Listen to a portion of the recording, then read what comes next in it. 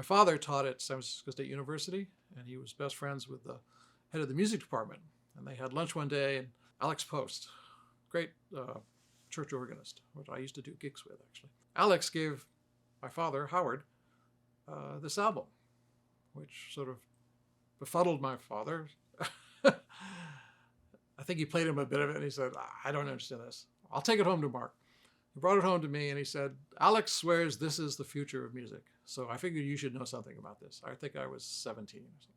It was Silver Apples of the Moon, Morton Subotnick, on an early, if not the first, Buchla synthesizer. And of course, we now know that that was one of the absolute seminal works, one of the first groundbreaking explorations of electronic music on one of the quintessential instruments by one of the absolute founders of electronic music and one of the great composers of electronic music. Well, it did confuse me, I must be honest. It confused me at the beginning, but I was drawn to it and knew that, yes, in fact, I could believe that this was the future of music.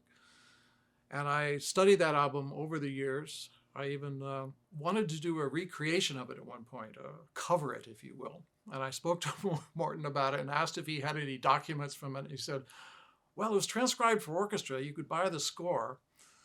And I sort of must admit my passion for that project sort of fell away at that point. Because it's chance, you know, that music has this sort of just, you set things up and things happen that you can't predict. And I think that is why electronic music is such a fascination for me, because it, like jazz, you set things up and things happen that you can't predict.